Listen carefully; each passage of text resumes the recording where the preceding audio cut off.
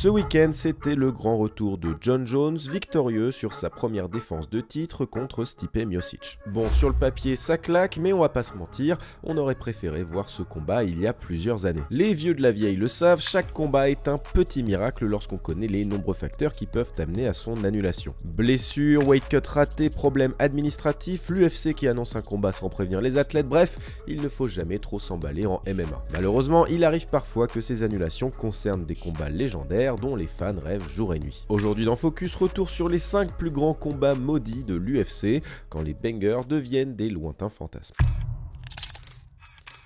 Cette vidéo vous est présentée par notre sponsor Golden CBD, le leader du CBD bio en France, 100% légal. Si vous cherchez des solutions naturelles pour apaiser l'anxiété, améliorer votre sommeil, réduire les inflammations, nous vous invitons à découvrir leur sélection de produits de haute qualité. Le lien en description et notre code exclusif FIGHT vous fera bénéficier d'une réduction de 30%, profitez d'une livraison discrète et rapide et découvrez la différence que le CBD peut faire dans votre routine. On commence chez les femmes avec un duel entre l'une des plus grandes stars du MMA contre la probable GOAT de la discipline. Avant l'arrivée d'Amanda Nunes, les fans de MMA féminin se mettent à rêver d'une opposition entre Ronda Rousey, la reine du armbar, et Cris Cyborg, strikeuse ultra dominante de la division du dessus. Le duel est alléchant, Rousey pourra-t-elle survivre à la puissance et à l'agression de la brésilienne qui redoutera certainement le grappling de l'américaine. Le combat ne se fera finalement jamais à cause de la différence de poids, Ronda refusant de monter d'une catégorie et Cyborg ayant déjà du mal à effectuer certains weight cuts.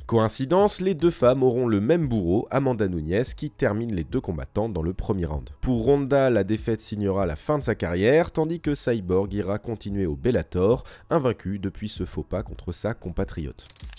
Depuis 2020, la carrière de Tony Ferguson est une véritable catastrophe avec 8 défaites d'affilée. Avant le terrible combat contre Justin Gaethje, pourtant, El Cucuy était un véritable monstre, collectionnant les victoires, les finishes et les bonus de performance. Plusieurs fans associent ce déclin à l'énorme bordel que fut sa rivalité avec Khabib Nurmagomedov. Le 11 décembre 2015, les deux combattants doivent s'affronter, mais le Russe se retire suite à une blessure à la côte qui remet en question son avenir à l'UFC. Ferguson affronte également Edson Barbosa qu'il soumet dans le second round. Le 16 avril 2016, rebelote, on essaye de rebooker Ferguson Nurmagomedov, mais cette fois-ci c'est l'américain qui déclare forfait à cause d'un problème au poumon. Khabib affronte Darrell Archer qu'il termine pour élever son record à 23-0. Un an plus tard, Conor McGregor est champion des poids légers et Ferguson et Khabib peuvent prétendre au statut de challenger numéro 1. Pour la troisième fois, le combat est annulé après un weight cut raté du Russe. L'UFC n'abandonne pas l'idée de cette opposition excitante sur le papier et remet le couvert en 2018 pour l'UFC 223. Malheureusement, les dieux du MMA n'ont pas fini de se marrer et Tony Ferguson se blesse gravement en glissant sur un câble en coulisses. Les deux hommes continuent donc leur carrière prolifique sans s'affronter et l'UFC tente une dernière fois d'organiser le combat à l'UFC 249, cette fois-ci pour la ceinture de l'organisation détenue par Khabib Nurmagomedov. Malheureusement, le Russe ne peut quitter son pays à cause de la pandémie de Covid-19 et le combat est annulé. Justin Gaethje remplace le champion et défonce Tony Ferguson qui ne s'en remettra jamais. Un combat maudit et une fin de carrière cruelle pour Tony, le chouchou des fans.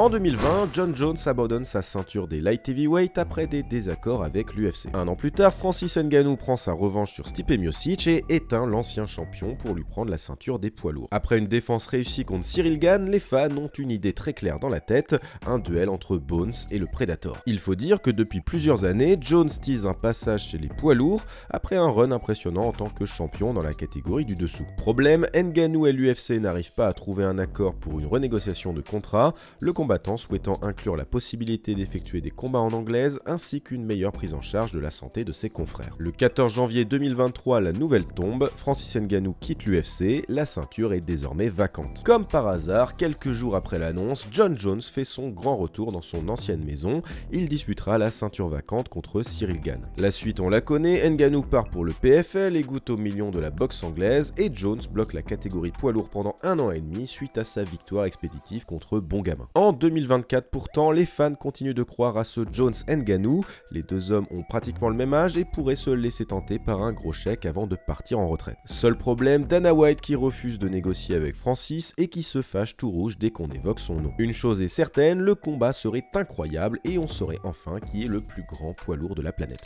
Si Dana White répète à qui veut l'entendre que Stipe Miocic est le plus grand poids lourd de l'histoire du MMA, les anciens savent que ce titre revient à Fedor Emelianenko, The Last Emperor. Avec sa tête de plombier inexpressif, le Russe terrorise le Pride au début des années 2000 et reste invaincu pendant 10 ans jusqu'à ce satané triangle de Fabricio Werdum. En 2008 à l'UFC, le champion s'appelle Randy Couture avec ses 6 ceintures dans 2 catégories de poids différentes. L'organisation américaine essaye évidemment de signer le combat entre les deux hommes dans un grand clash entre Pride et UFC. Le problème, c'est que le camp Emelianenko est très demandeur, ce qui ne plaît pas du tout au boss Dana White. Les négociations sont rompues, le combat ne sera qu'un rêve pour les fans. Pourtant, Dana White ne lâche pas l'affaire, obsédé par l'idée de recruter le plus grand poids lourd de l'histoire. Lorsque Affliction, l'organisation dans laquelle Fedor évolue, s'écroule, le boss de l'UFC retente le coup et propose un contrat exclusif avec 2 millions de dollars par combat et des primes basées sur les ventes de pay-per-view. Malheureusement, le dénouement est le même, les deux parties sont incapables de s'entendre. À l'époque, plus de Randy Couture pour l'affronter, mais bien Brock Lesnar pour un autre grand combat jamais organisé.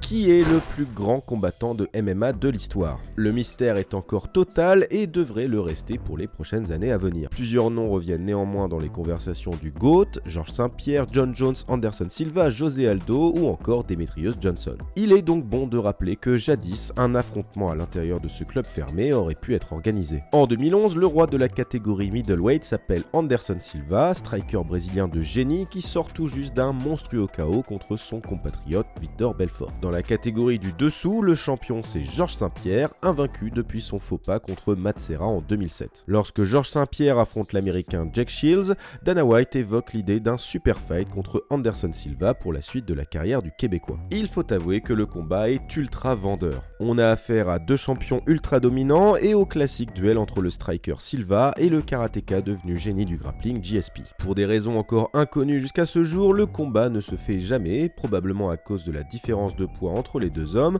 Anderson Silva jonglant souvent entre 84 et 93 kg. Pour GSP, la montée en catégorie a longtemps été inenvisageable, enfin jusqu'au sacre de Michael Bisping, et la suite on la connaît. Bref, un combat de dingue sur le papier, jamais réalisé, et qui aurait peut-être pu éclairer les fans sur les conversations à propos du véritable GOAT. Voilà, c'est terminé pour cet épisode de Focus, j'espère qu'il vous a plu. N'hésitez pas à liker, à commenter et à vous abonner à Fight Minds pour plus de contenu sur le MMA. Prenez soin de vous et je vous dis à la semaine prochaine pour une nouvelle vidéo. Ciao!